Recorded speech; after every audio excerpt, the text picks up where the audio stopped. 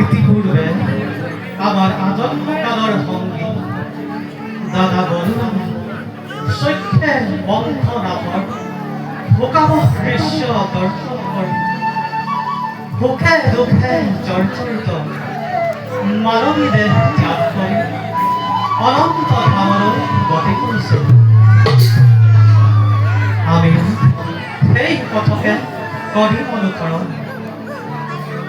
কিন্তু বৈকুণ্ঠ যাত্ৰাৰ আগতে এই সুন্দৰ মধ্য লোকৰ বহু কথা সম্পৰ্ণ। বাল্যকালৰে পৰা কত শত শত ভক্ত বৈষ্ণৱৰ সাধি সাধৃচ্ছলা লীলা কৰি ভূমিভাৰ হৰণৰ হেতু দুষ্টক দমন কৰি শান্তক পালিত।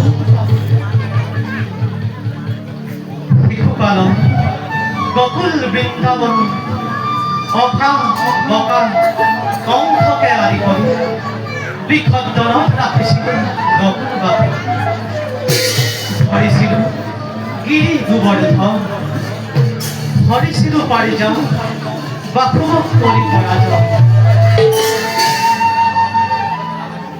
সকলেৰ কুমন্ত্ৰণা আমাৰ এই খৰজন এক নিষ্ঠুৰ বাস্তব এখন জনকুল কৰিল সংসাৰ। ঘায়ে ঘায়ে কন্দন লগাই দাপৰৰ পৰা জগতবাসী মহাভাগৱত ধৰ্ম প্ৰচাৰৰ ভাৰ দিওঁ কাম। এই যেন আজি গভীৰ চিন্তা কৰিছে।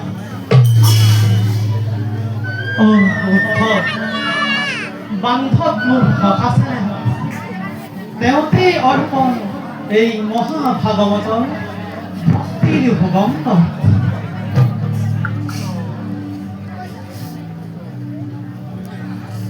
আৰু জগতৰ মংগলৰ বাবে শুকমুখে অৱংকৰাই ব্ৰহ্মভাৱে জৰ্জৰিত পৰীক্ষিত ৰজা মুক্তিৰ সন্ধান দিয়াৰ কৰিম পাৰ। কলিত পৰম ধৰ্ম ৰাখি মাত্ৰ কৃষ্ণৰ নাম।